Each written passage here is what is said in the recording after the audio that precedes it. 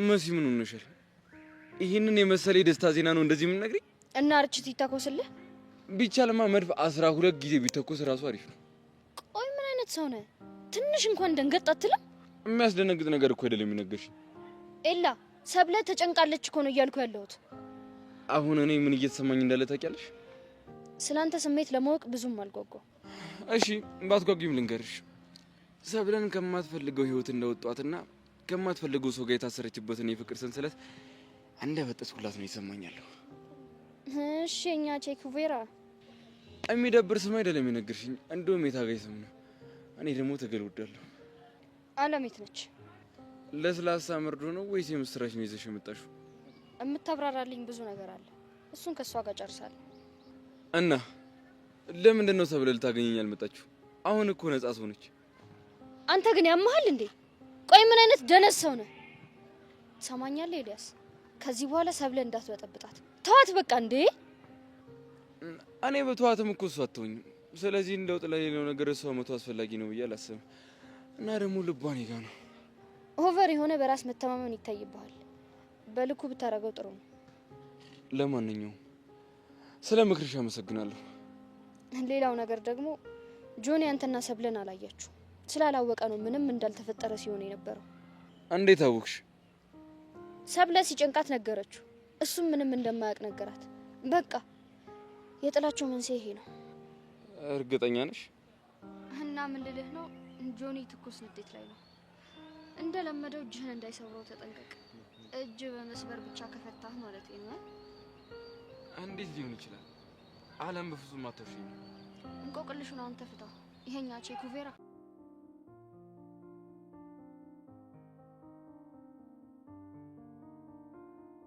ሄሚ ሰብለ ቆሻው ደግሞ ምኑን ጀመርኩት ነው? ሁሉንም ነገር እያበለሻሻ እንደሆነ ግን ታውቃለህ። ይኸውልሽ ምን ይባላል መሰለሽ፣ ምናልባት የአንዳንድ ነገሮች መጨረሻ ለአንዳንድ ነገሮች መጀመሪያ ጥሩ ነው ይባላል። በፈጠረ ተወኝ። የሚገርምሽ እማልችለው ነገር ቢኖር አንቺ መተው ነው። በአንድ የተነሳ ችግር ጭንቀት ነው ያተረፍኩት። እባክህን ተወኝ። ቆይ ለምን ደጋግሜ እንድነግርሽ ታደርጊኛለሽ? ቆይ አንተ ልጅ ግን መሞት ነው የምትፈልገው? ይኸውልህ አሁንም ቢሆን አብረን ካየን ትልቅ ችግር ነው የሚፈጠረው። በቃ እባክህ ሂድልኝ። ቆይ ለማን ብለሽ ነው እንደዚህ የተጨነቅሽው? እኔ በእኔ ምክንያት ማንም ሰው እንዲጎዳ አልፈልግም። በኋላ ሊጸጸቱን አልችለው። ኦ እኔ ደግሞ ለኔ ያስበሽልኝ መስሎኝ። እሺ አሁን ቆይ ምን ቀረኝ ብለን የመጣው?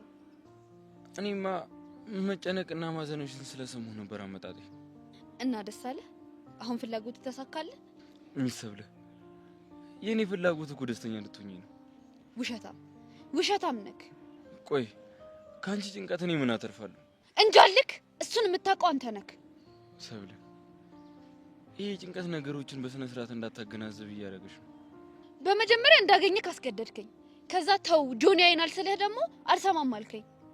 አልፈልግም አላገኘህም ማለት ትቺ ነበር። እንደሱ ካልሆነ ደግሞ ጆኒን ትበቀለዋለህ።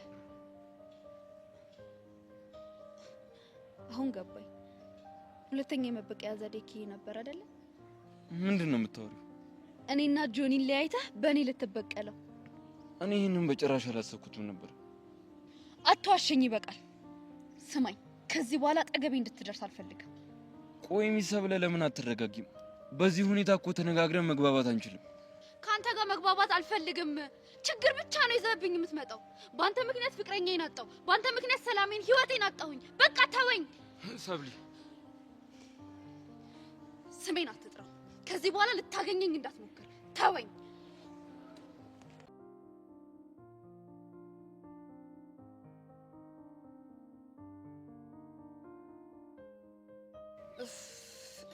ቆይ አንተ ልጅ ግን ራስህ እንዴት ነው የምታስበው? ሌሎች ሰዎች በሚያዩኝ በተቃራኒ። እስኪ ንገረኝ እባክህ። ተወዳጅ፣ ተናፋቂ፣ ወንዳ ወንድ፣ በዛ ላይ ደግሞ አስተሳሰቡ ጥሩ የሆነ ራስን የምታይበት መስታወት ሳይቆሽሽ አይቀርም። ትንሽ አጽዳ። የኔ መስታወት ቢቆሽሽም አያሸኝም። ያው ያሳየህ ተቃራኒው ነው።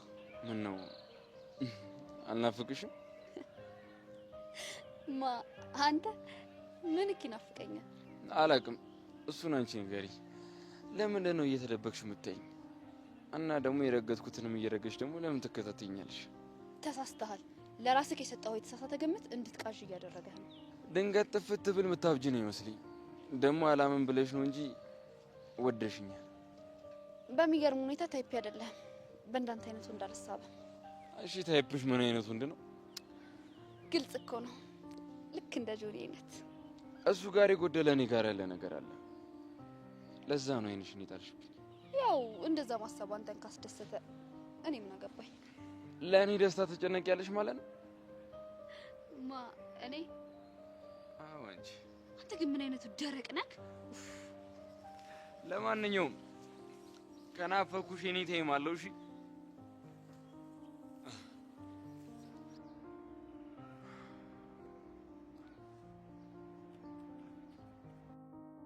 ኦኝ እንዴት ሳምነሽ ከዳሽና ምናምን ብዬ አክታረኩባት። ማለት ለጉዳዩ አዲስ ሆንክባት? አዎ ከዛሬ በኋላ አብራችሁ ባያችሁ ተያይዘን እናልቃለን ብዬ ዝቼባት መጣኝ። ቆይ ምን እያሰብክ ነው? እኔም ማውቀው ጆኒ ነገሮችን በቀጥታ ሄዶ የሚተገብረውን ጆኒ ነው። ከትንሽ ጊዜ በኋላ ያመጣው አመል ነገሮችን ውስብስብ ታረጋቸዋል። ጭራሽ ልገምት አልቻልኩም። እነሱን ሰላም የነሳቸው ምን ላደርግ እንደምችል ስላላወቁ። እኔ ግን ይሄ ነገር ምንም ጥቅም አልታየኝም። ለምን በቀጥታ ሄደው ዋጋውን አትሰጠው? እንዲህ በቀላሉማ እንዲቋጭ አልፈልግም። ሙሉ ጭንቅላታቸውን ለማቆጣጠር መፈልገው። እንዴት ማለት? ሌላ ነገር ማሰብ ትተው እኔም ብቻ እንዲያስቡ ነው ማድረግ የምፈልገው። ለጭንቅላታቸው እንቆቅልሽ ነው መሆን የምፈልገው። ደግሞ ከጀርባ ሆነው ላደረጉት ነገር ዋጋ እንዲከፍሉ አደርጋቸዋለሁ። ምን አለ በለኝ። እኔ ግን ከፈለክ ለምን አትመታኝም? ለአንተ አስቤ ነው። ለምን ነው ሰብሊን ማጥፋት? አንተ እኮ ፌመስ ነህ። ከሷ የተሻሉ ብዙ ቺኮች መጥበስ ትችላለህ። እንዲህ በቀላሉም አልተዋትም። ሰብሊ የኔና የኔ ብቻ ነች። የኔ የሆነ ነገር ደግሞ ማንም ሰው እንዲቀማኝ አልፈልግም። ባልበላው እንኳን ደፋዋለሁ እንጂ ድጋሜ ተሳስተ እንደዚህ እንዳትል።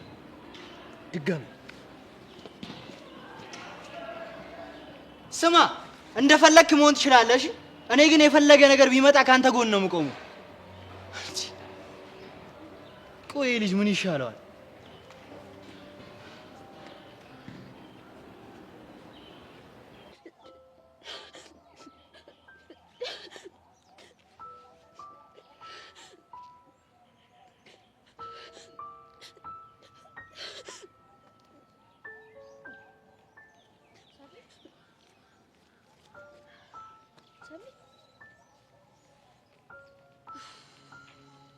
ምንድነው? በእግዚአብሔር ከጆኒ ጋር እንደተጣላችሁ እኮ ነገሩ።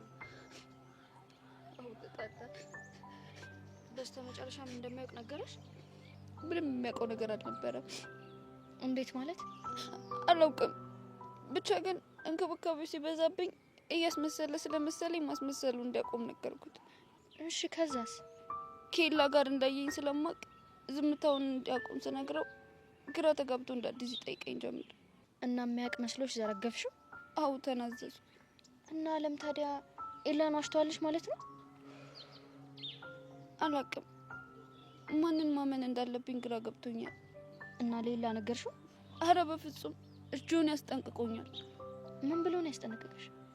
አብራችሁ ባገኛችሁ ተያይዘን እናልቃለን ብሎ። በዚህ ግለት ላገኘው በሞክር ጆኒ ምን ሊያደርግ እንደሚችል መገመት አይቻልም። ምን ግራ የገባው ነገር ነው። ቆይ እሺ አሁን ጆኒ ነው አለም እየዋሹ ያሉት? መሲ አንቺ ያገኘውና ሌላ የተፈጠረውን ነገር ንገሪው።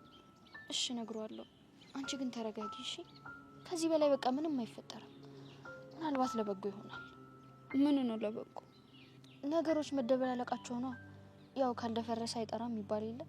እየተፈጠረ ያለው ነገር ያስፈራል። በመሀላቸው ችግር እንዳይፈጠር ብዬ ወሰንኩት ውሳኔ ጭራሽ የተደበላለቀ ችግር ይዞ መጣ።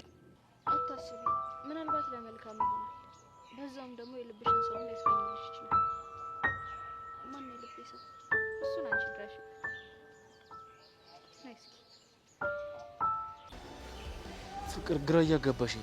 ሁሉንም እንደምታቃቃለሁ ማስመሰል አይጠበቅብም። በቃ በዝምታ አትቅጠኝ። እሺ ቆይ ተረጋጊና አስረጅኝሽ። ያደረኩትን እያወክ እኔም በጸጸት ለመቅጣት ነው እንደዚህ የምትንከባከበኝ? በፍቅር ቃራቶች የምታወድሰኝ? ኧረ እኔ ምንም አስቤ አይደለም። እንደ ደበረኝ ስላየሁ በቃ ሪላክስ እንድታረጊ ብዬ እኮ ነው። አቶሽ ይሄው ምታኝ፣ ከፈለከም ስደበኝ፣ የፈለከውን በለኝ፣ ብቻ ግን ዝም አትበለኝ። ኤላ እንዳገኘሁት እንደምታቃቃለሁ። በቃ የፈለከውን በለኝ፣ እባክህ ግን ዝም አትበለኝ። ኤልያስን አግኝተሽዋል እንዴ? ስጠይቅሽ አላገኘሁትም አላልሽኝም እንዴ? አታስመስል። እንዳገኘሁት ታውቃለህ። እምነቴን አፍርሰሽ ዋሽተሽን ተደብቀሽ እያገኘሽው ነበር ማለት ነው? አላገኘሁትም ስትይኝ እኮ አምኜሽ ነበር። ማለት እንዳገኘሁት አታውቅም? ከሃዲ ነሽ። ዋሽተሽኛል፣ ክደሽኛል እንዴ? ቆይ እኔ ምን አጉድዬብሽ ነው ከኔ ተደብቀሽ እሱ የምታገኘው? ጆኒ እኔ እኮ እንዳትጣሉ ብዬ ነው አሾክ። ሲጀመር ለምን አገኘሽው እንዴ? አታገኘው ብዬሽ ነበር እኮ። ይቅርታ አድርግልኝ። ቆይ ምንድነው ያስነካሽ? ለምን እሱ ዋሸሽኝ? መጀመሪያም እኮ ልዋሽ አልፈለኩም ነበር። እና ማን አስገድዶሽ ነው? በአንተና በኤላ መሀል ያለው ጸብ ነው ያስገደደኝ። ምንም ብትይኝ አላምንሽም። ፍቅር ፍቅር አትበኝ። ስሚኝ፣ ካሁን በኋላ አጠገቡ ባገኝሽ ተያይዘን እናልቃለን። ምን እያልክ ነው? ካሁን በኋላ ላውራ፣ በተግባር ነው ማሳይሽ። ይሄ ደግሞ የመጨረሻ ማስጠንቀቂያ ነው፣ እንዳትረሺው ጆኒ።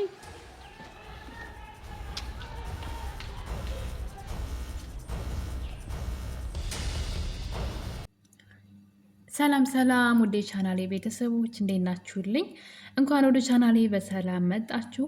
አፍላ ፍቅር በአፍላ ፍቅር እንግዲህ በባለፈው ክፍል ላይ ሰብለ አንድ ነገር አድርጋለች።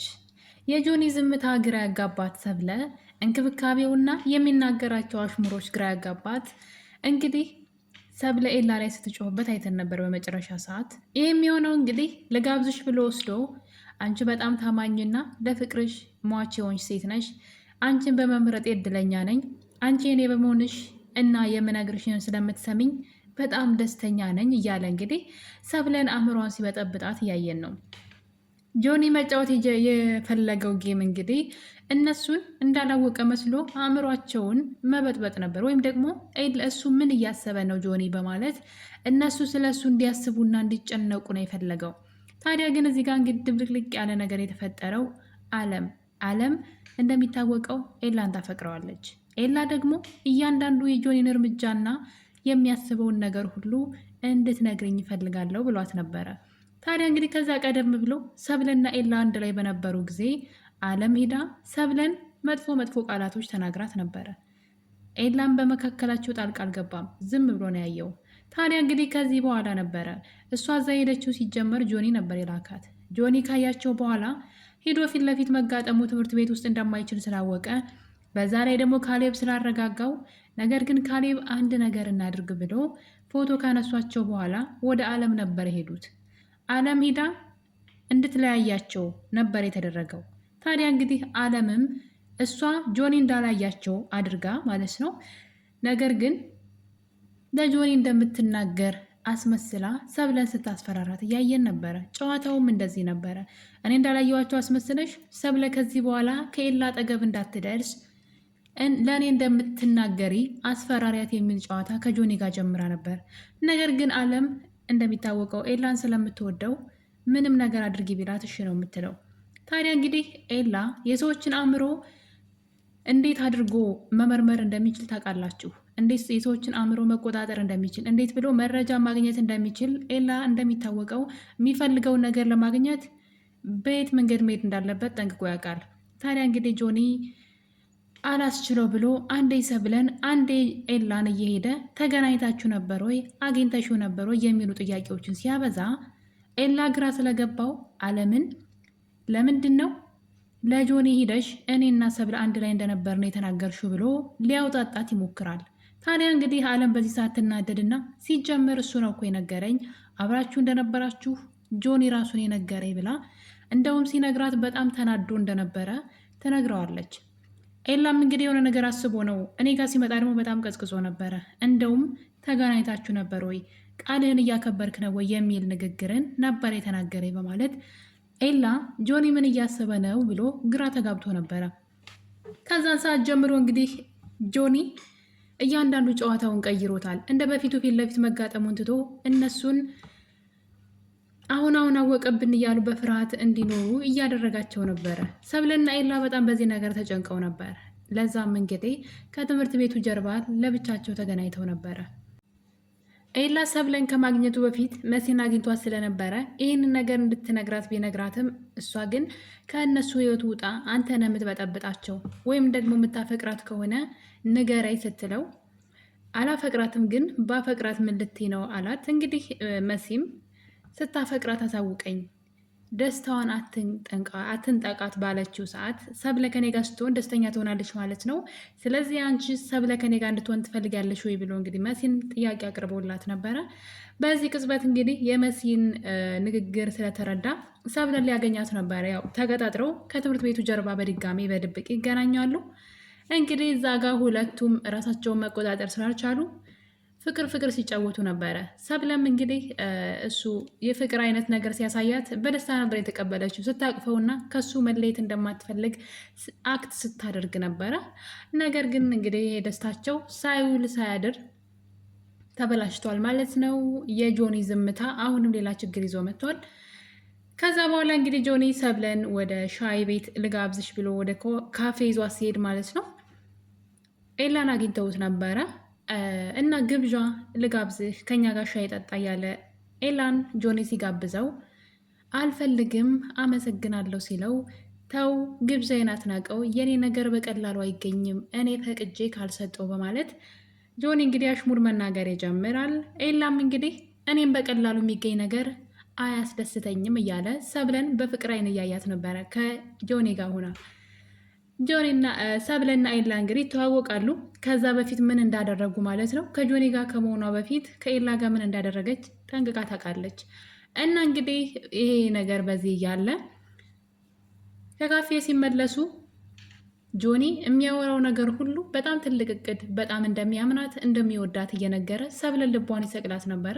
ያለ ወትሮው ለየት ባለ መልኩ አስበሽዋለሁ እኛ ትምህርት ጨርሰን ተጋብተን እያለ እንግዲህ ምን ያክል ታማኝ ሴት እንደሆነች የምልሽን ስለምትሰሚኝ በጣም ደስተኛ ነኝ እያለ ታማኝ እንዳልሆነች በአሽሙር እየነገራት ስለነበረ ሰብለ ነገር ከመጠን በላይ ስለበዛና ጆኒ ደግሞ ሁሉም ነገር እንደሚያውቅ ስለምታውቅ ይበቃሃል ብላ ጆኒ ላይ ጮኻበት ነበረ። እሱም ምንም እንዳላወቀ በመሆን አክት ሲያደርግ ነበረ። ምን ሆንሽ? ምን ተፈጠረ? ይላታል። ከኤላ ጋር እንዳየኝ አውቃለሁ፣ ስለዚህ ማስመሰልህን አቁም ብትለውም መቼ የት በማለት ነገሩን እንደ አዲስ እንደሰማ መስሎ እንደ አዲስ ተናዶ ያዙ ይልቀቁኝ እያለ ይገኛል ጆኒ። አሁን ላይ እንግዲህ ኤላ ከአለም ጋር የሚለያይበት ጊዜ የደረሰ ይመስለኛል።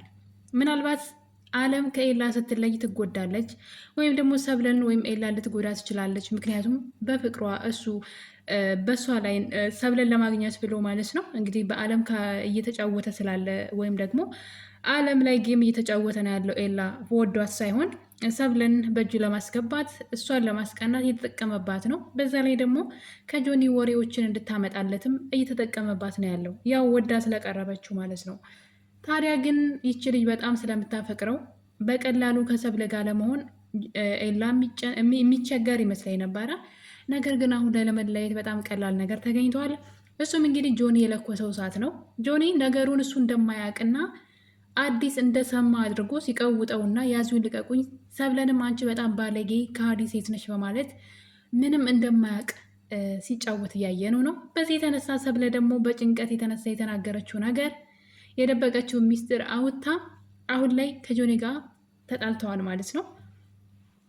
ይህ ነገር እንግዲህ ወደ አለም ነው የሚዞረው። አለም ምን ብላለች? አለም ለኤላ እኔ ለጆኒ ያልነገርኩትም ራሱ ነው የነገረኝ፣ ራሱ ነው ያያችሁ ብላ ለኤላ ነግረዋለች። ኤላ ደግሞ እንደዋሸችው ሲያቅ፣ ምክንያቱም አሁን ላይ ጆኒ ምንም እሱ እንደማያውቅና አዲስ እንደሰማ እያስመሰለ ስለሆነ አለም ስትመጣ ደግሞ እንግዲህ ይህን ነገር ኤላ እንደዋሸችው ካወቀ ከአጠገቡ እንዳትደርስ ነው የሚያደርጋት። እሷ በእርግጥ አልዋሸችም። ስለዚህ ሰብለ እውነቱን ታውቃለች ማለት ነው። አለም ደግሞ ኤላን ጆኒ ካሳጣት በዚህ መልኩ ጆኒን ደግሞ ሰብለን እንዲያጣ ነው የምታደርገው። በመካከላቸው ጸብ ትዘራለች ማለት ነው። እንግዲህ የማይቀር ነው። ለጊዜው ጆኒ እሱ እንዳላወቃት መስሎ እነሱ ላይ ያዙ ይልቀቁኝ ቢልም ግን ሚስጥሩ አለም ጋር እንዳለ በጣም ረስቶታል። አለም እንግዲህ ኤላን ስለምትወደው በፍጹም ከጆኒ ጎን አትቆምም በዚህ ሀሳብ። ስለዚህ ታዋርደዋለች ብዬ አስባለሁ። እንግዲህ ሰብለና ኤላ በድጋሚ አሁንም ጸብ ውስጥ ገብተዋል። አሁንም እንግዲህ ይህን ነገር ከተናገረች በኋላ ከጆኒ ጋር በኃይለኛው ተጣልታለች። ታዲያ እንግዲህ ሰብለ ኤላ ሲያገኛት አታገኘኝ፣ ተወኝ፣ በቃ ከኔ ራቅ እያለች ትገኛለች እንደ አዲስ። የእነዚህ ልጆች ፍቅር እንግዲህ በጣም ፈተና የበዛበት ነው። ያው ኤላ እንግዲህ ሰብለን ቢወዳትም ነገር ግን እወድሻለሁኝ ብሎ እሷን በግድ መያዝ አይችልም። ምክንያቱም ፍቅረኛ አላት። ራሷ ወዳው ፍቅረኛዋን ትታ እስክትመጣ ድረስ እሱን የምትወድበትን መንገድና ወደ እሱ የምትሳብበትን ነገሮች ሁሉ ነው የሚያደርገውና እሱም እንግዲህ እየተሳካለት ነው። ትወደዋለች። ነገር ግን ደግሞ ጆኒ ድጋሜ ከኤላ ጋር ካገኘውሽ ተያይዘን ነው የምንጠፋው ብሎ በኃይለኛው አስፈራርቷታል። ጆኒ አሁን ላይ ከሰብለ ፍቅር አይደለም ያለው፣ እልህ ይዞታን እሱም በድጋሚ ማለት ነው። ምክንያቱም ካሌብ በተደጋጋሚ ሰብለን ተዋት፣ አንተ ኮፌ መስነ ስንት ሴቶች የሚፈልጉ እሷን ተዋት ብሎ ሲለው በፍጹም በቀላሉ አልተዋትም ብሏል።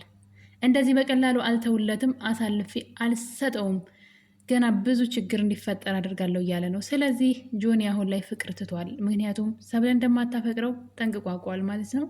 እንግዲህ የገዛ ፍቅረኛው እየተደበቀች ሌላ ወንድ ከሱ ተደብቃ ሌላ ወንድ እስከ ማግኘት እየደረሰች እንዳትገናኝ ስትከለከል ደግሞ ቦታ በመቀየር እንግዲህ ያን ሰው ስታገኝ ከማየት በላይ እንግዲህ በጣም ማለት ይሄ በቃ ግልጽ ነገር ነው። አሁን ላይ ሰብለ እንደማታፈቅረው ጠንቅቆ አውቋል። ነገር ግን እልህ ከኤላ ጋር ገብቷል ማለት ነው። ኤላ ደግሞ ሰብለን አላፈቅራትም እልህ ነው እያለ ነበረ። አሁን ግን በፍቅሯ ድብን ብሏል ማለት ነው። ለዛም እንግዲህ ብቻውን ሲሆን ስለ ሰብለ እያሰበ ይገኛል። እስከዛሬ ድረስ ስለ ሰብለ ሲያስብ አይተናናቅም።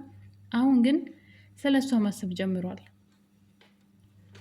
ሌላው መሲ ናት። መሲ እንግዲህ ናታን እንዲረዳት ያላደረገችው ነገር የለም። ነገር ግን ናታን አሁንም እሷን እየተረዳት አይደለም። ጭራሽ አሁን ላይ እሷ በግልጽ አፈቅረዋለሁ ብላ ስትናገር ቲቸር ሸሜ ይመስለኛል እንግዲህ ቲቸር በቃሉ ሁለቱ ተዛዝለው ሲጫወቱ ያገኛቸውና ናታንና መሲ ማለት ነው። እንግዲህ ምንድነው በመካከላችሁ ያለው ብሎ ስጠይቃቸው እንዋደዳለን ይላሉ። ናታን እሷ እህቴ ናት ቢልም መሲ ግን እኔ አፈቅረዋለሁ ወደዋለሁ ብላ እንግዲህ በመምህር ሽሜ ፊት በመምህር በቃሉ ፊት ማለት ነው ተናግራለች። ይሄ ነገር እንግዲህ ናታን እንደ ቀልድ ነው ያየው። መሲ ግን የምሯን ነው የተናገረችው። ሁለተኛ እንደዚህ እንዳትዪ አንቺ እህቴ ነሽ እንደዚህ አይነት ቃል ከተናገርሽ በማለት እንግዲህ መሲን ሲያስጠነቃት እያየን ነው። መሲ አሁንም እየተሳካላት አይደለም። ናታን ከልቡ እንግዲህ መሲን የወደዳት ይመስለናል። ነገር ግን በፍጹም ያንን ነገር ማመን አይፈልግም። ካሌብ እንግዲህ እንደምታውቁት የጆኒ ምንድነው አጨብጫቢ ወይም ደግሞ ወሬ አመላላሽ አይነት ነው። አሁን ላይ በመካከላቸው በኃይለኛው ጸብ እየዘራ ያለው ካሌብ ነው። ካሌብ ከሁሉም ሰው ጋር ነው የሚጣላው። ከናታን ጋር ይጣላል። አሁን ደግሞ ከኤላ ጋር ጀምሯል። ታዲያ እንግዲህ ኤላን ሲሰድበው አንተ ሴሰኛ ነህ፣ የሰው ፍቅረኛ ለምን እንትን ትላለህ ብሎ ሲናገረው እሷ ፈልጋኝ ነው የመጣችው፣ ልቧ ያለው እኔ ጋ ነው፣ እኔን ትወደኛለች። ስለዚህ ለዛ ለጓደኛ እንዲተዋትና ምርጫዋ እንድትኖር ንገረው፣ እሷ እኔን ትወደኛለች፣ በድኗ ብቻ ነው እሱ ጋር ያለው እንጂ ልቧ ያለው እኔ ጋ ነው በማለት ለካሌብ ይነግረዋል። ካሌብ እንግዲህ እንደ ሌሎች ሰዎች መስሎት ኤላን ቀረብ ብሎ እንግዲህ የማይሆን ቃል ይናገረዋል። ኤላም እንግዲህ አፍንጫውን ሰብሮለታል። ይሄ ማለት እንግዲህ ጆኒን ከሁሉም ሰው ጋር ሊያጣላው ነው ማለት ነው። ጆኒን ተማምኖ ነው ናታን ጋርና ከኤላ ነገር እየፈለገ ያለው። ስለዚህ ሁለቱም ሲደበድቡት እንግዲህ ጆኒን ከሁሉም ሰው ጋር ለማጣላት የሚያደርገው ነገር እንግዲህ በባለፈው ጊዜ ከናታን ጋር ጸብ በመፍጠር በመካከላቸው ጸብ ፈጥሮ ነበረ። አሁን ደግሞ ከኤላ ጋር ኤላ አፍንጫውን ሰብሮታል። ሄዶም እንግዲህ ለጆኒ ልክ ለሱ አስቦ እንደተናገረና ጭራሽ ኤላ ትምህርት ቤት ውስጥ መሳቂያ አድርገዋለሁኝ ሰብለን ቀምቸው እያለ እያወራ ነው በማለት አሁን ላይ ሌላ ችግር እየፈጠረ ይገኛል። ውድ ቤተሰቦቼ አፍላ ፍቅር የሰብልና የኤላ ፍቅር ክፍል 240 ይሄን ይመስል ነበረ። በሌላ በ241 እስከምንገናኝ ድረስ የዛሬን አበቃን። ለቤት አዲስ ከሆናችሁ ሰብስክራይብ ማድረግ እንዳትረሱ፣ የደውሏን ተጫኑ። በቀጣይ የምለቀው ቪዲዮ እንዲደርሳችሁ ሀሳብ አስተያየታችሁን ደግሞ ኮሜንት ላይ አስቀምጡልኝ። በመልካም ፍቃዳችሁ ስለምታበረታቱኝ አመሰግናለሁ። መልካም ጊዜ